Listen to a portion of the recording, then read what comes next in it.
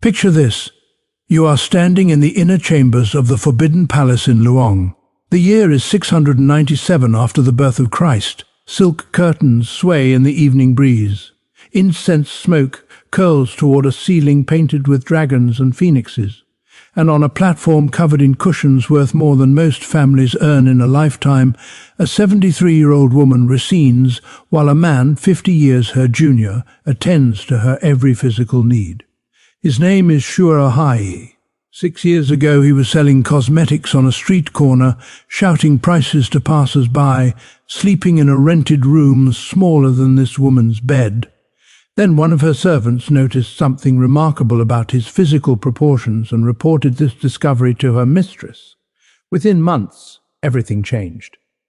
He was ordained as a Buddhist monk, appointed abbot of one of China's holiest temples, granted command of armies, given estates worth fortunes, all because of what he could provide in this chamber. But tonight, something is wrong. You can see it in his eyes, the desperation, the fear. For 3 weeks his summons have grown less frequent. For 3 weeks he has watched 2 younger men emerge from these same chambers each morning, their hair disheveled, their clothing hastily arranged while he waited outside like a discarded garment. 2 brothers named Jiang, younger, more beautiful, more favored. The jealousy is consuming him. And what happens to him next?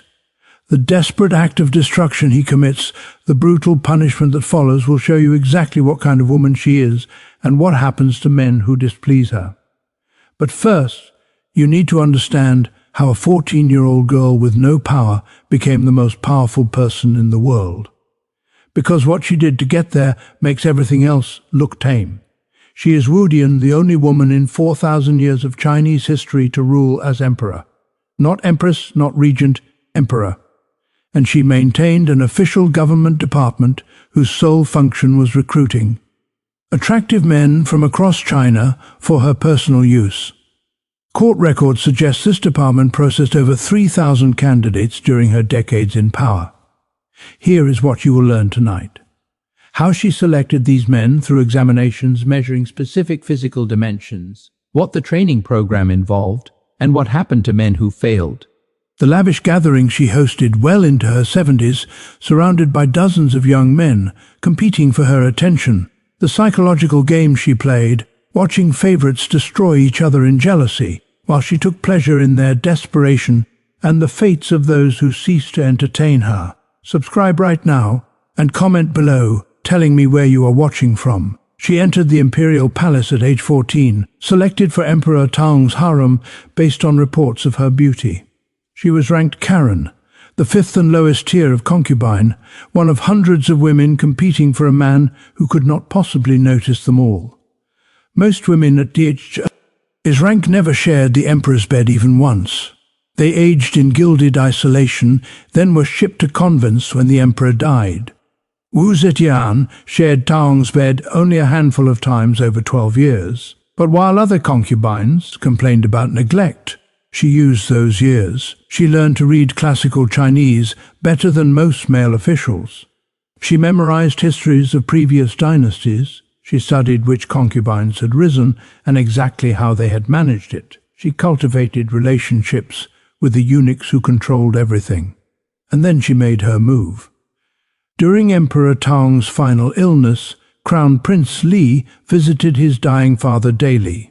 Wu Dian arranged to be present. She was 25, experienced in the arts of attraction. He was 21, sheltered, utterly inexperienced. The seduction happened in stages, glances while the dying emperor slept, whispered conversations in corridors, a meeting in a garden pavilion she had arranged through bribery. By the time Taung died, the crown prince was obsessed. He wanted her so badly that he violated one of Confucianism's most sacred prohibitions, a son taking his father's woman. He did not care. Within 2 years she was back in the palace as his concubine. But concubine was not enough.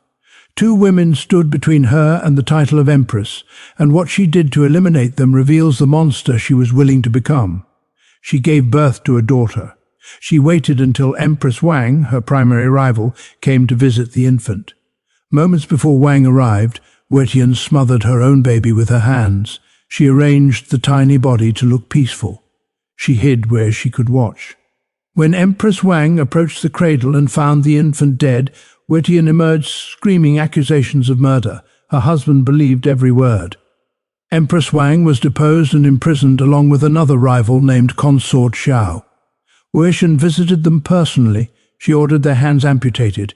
She watched as the blades fell. She ordered their feet amputated. She watched as they screamed. She had their limbless torsos stuffed into ceramic vats filled with vinegar. The acid kept them alive, but in constant agony. They could not escape. They could only float and wait for death. They survived for days.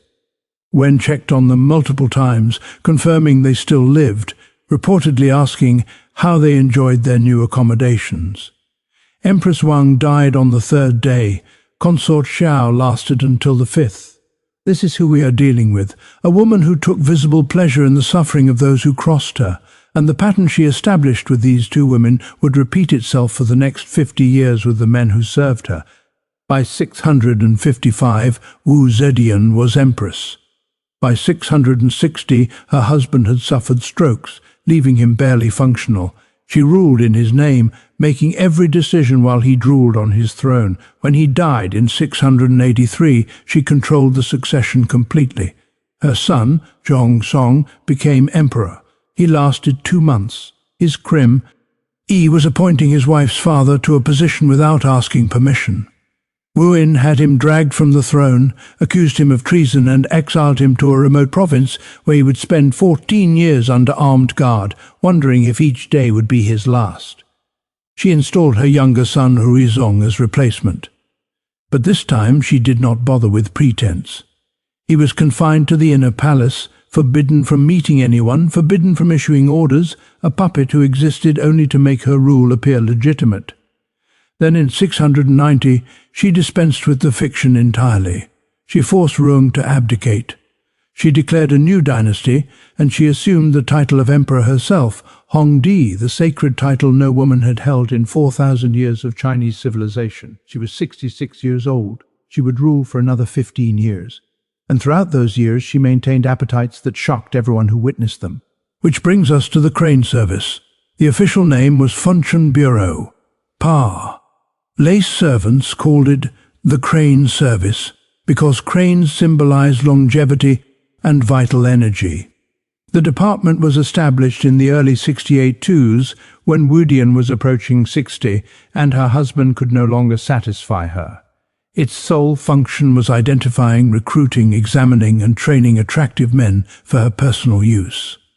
The system they developed was disturbingly thorough. Scouts traveled the empire searching for candidates. Provincial governors received confidential instructions to report any unusually attractive men with specific criteria. Height between 5 feet 7 inches and 6 feet 1 inch, age between 18 and 35, refined features, muscular but not bulky, and most importantly, physical dimensions exceeding normal proportions in ways officials learned to evaluate through mandatory health inspections. Getting reported was just the beginning. What came next eliminated most candidates. Men transported to the capital faced examination by senior eunuchs specifically trained for this evaluation. The candidates' saint ripped completely. Eunuchs measured everything: height, shoulders, chest, waist, thighs. They examined skin for blemishes. They inspected teeth, hair, fingernails. They checked breath and body odor. Then came the assessment that actually mattered. They evaluated intimate dimensions in resting state, measuring and recording results. They induced arousal and measured again. They timed stamina. They tested recovery. They evaluated capacity for repeated performance.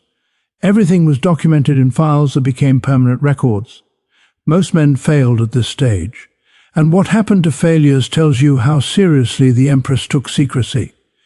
Wang Jing was a young scholar from Shandong reported to the crane service after a provincial official noticed him during examinations. He was 24, handsome, educated, confident. He arrived at the capital certain his future was assured. The examination revealed a problem. His dimensions were adequate but not exceptional. His stamina was acceptable but not impressive. The verdict was devastating.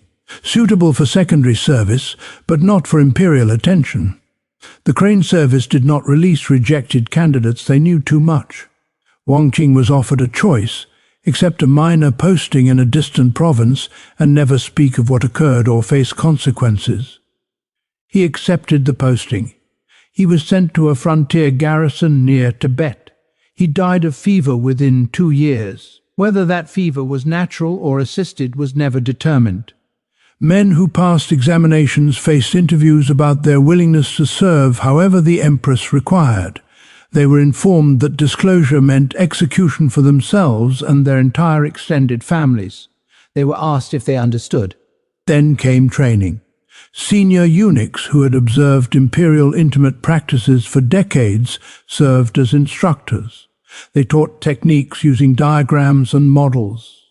They conducted practice sessions with palace women assigned to evaluate progress and report deficiencies. The training emphasized endurance above all else. The Empress required sessions lasting hours. A man who could not maintain performance was useless. A man who finished before she was satisfied would not be summoned again. The eunuchs taught breathing techniques to delay completion. They taught mental methods for redirecting focus. They taught how to read her responses and adjust pace accordingly. Trainees who could not master these skills were assigned elsewhere and warned never to speak of why. Court records suggest approximately 3,000 candidates passed through this system over its years of operation. Not all served the Empress directly. Many failed examinations. Others were assigned to secondary roles serving favored princesses or maintained as reserves. But hundreds certainly rotated through her chambers during her decades of power. And here is what made her different from male emperors who maintained harems. She did not simply use these men, she played with them. She enjoyed watching them compete. She took visible pleasure in the desperation they displayed when her favor shifted elsewhere. The gatherings she hosted became legendary within the palace walls. Even past 70, she would summon a dozen young men to her private gardens for evenings of entertainment. They performed music for her. They recited poetry praising her beauty. They competed in games of wit and physical skill, while she watched from her cushioned platform, selecting which ones would remain when the others were dismissed. The men understood these gatherings were competitions. Winners received her attention that night. Losers returned to their quarters to wait and wonder if they would ever be summoned again. Some men attended dozens of gatherings without ever being selected. The waiting destroyed them. They became obsessed with earning her favor, studying what had worked for others, desperately trying to distinguish themselves. She encouraged this desperation. Men who feared losing her attention would do anything to keep it. She would show obvious favor to one man for weeks, summoning him nightly, showering him with gifts, letting everyone see how pleased she was. Then she would abruptly transfer her attention to another, leaving the first man frantic with confusion. What had he done wrong? How had he failed? The uncertainty was deliberate. It kept them all performing at maximum capacity, terrified that any slight decline would mean permanent exile from her presence. Now let me tell you about the men whose stories survived. Xu Huayi, you met him in the opening. Here is how he rose. His original name was Fun Xiaobao. He sold cosmetics on the streets of Luoyang. No education, no connections, no future. What he had was physical equipment legendary in his neighborhood. Women discussed it openly. Men observed it in baths. These rumors reached Princess Taiping, the Empress's only surviving daughter, who had developed expertise in identifying men her mother might enjoy. The princess sent a servant to verify the reports. The servant confirmed everything and more. Princess Taiping had Fan Xiaobao brought to her residence. She examined him personally. She tested not just his dimensions, but his capacity for sustained performance. She kept him for 3 days, running him through scenarios that would simulate actual service conditions. Satisfied, she bathed him, dressed him in fine clothing, and presented him to her mother as a gift. Zetian examined him in her private chambers. The examination lasted several hours. She found him more than satisfactory. Within days she had set arrangements in motion. The problem was access. Men who were not eunuchs could not enter the inner palace freely. So she had him ordained as a Buddhist monk, gave him the religious name Hai, and appointed him abbot of the White Horse Temple, one of China's holiest sites. Now he could enter the palace any time to provide spiritual counsel. For 6 years he was her primary favorite. He visited her chamber's arm. Daily. He arrived in afternoon and remained past midnight. The Empress rewarded him beyond imagination. Estates generating enormous income, command of armies fighting Tibetan raiders, noble titles placing him among the highest aristocracy, jewelry and silk exceeding what princes could afford.